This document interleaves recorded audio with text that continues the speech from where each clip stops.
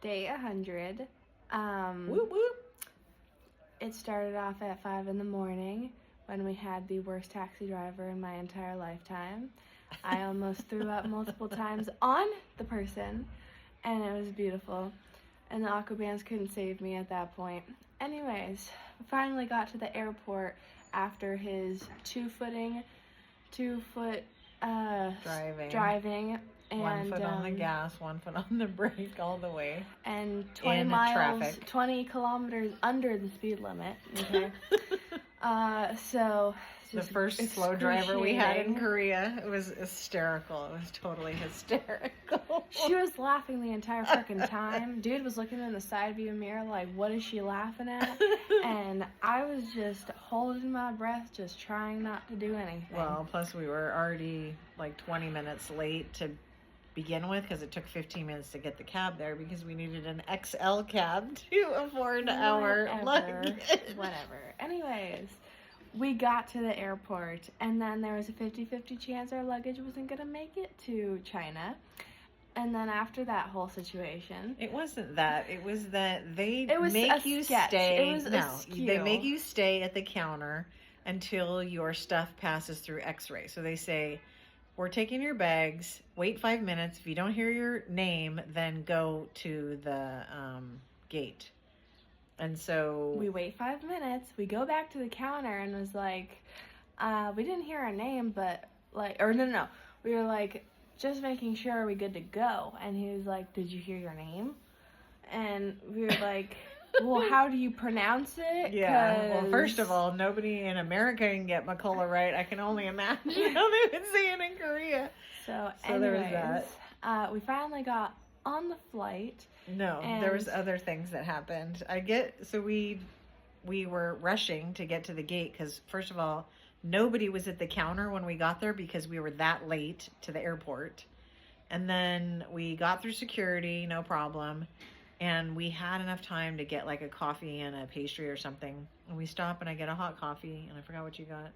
What did we get? Sandwich. And oh yeah, she got a water. sandwich. And what did I get? You got a coffee and a sandwich. Oh, that's right. I did get a sandwich. It was delicious.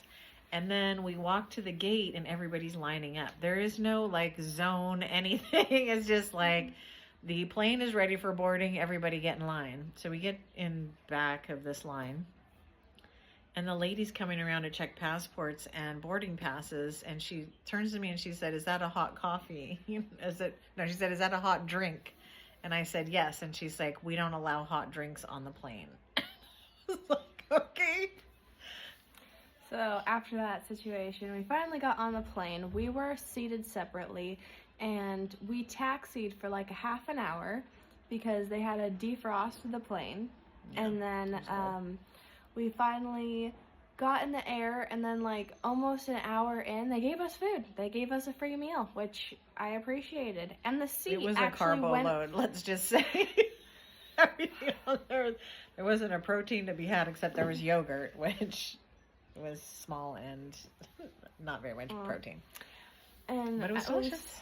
Yeah, the food was good enough for what it is, and the seats reclined at a decent rate. I appreciated, and they weren't super small, the seats. I felt like they were comfortable. And there was a monitor in front of you and all like the... Mine didn't work, but it was okay. It's red. And all the things. And then we get off, we get through the whole, because it took us a minute. We were riding on... It was a 50-50 shot we were going to get into China pretty much at that point because, because we read online that we didn't need a visa because we weren't going back to our home country. So it was a 50-50 shot I was going to work or not because we had never heard of it.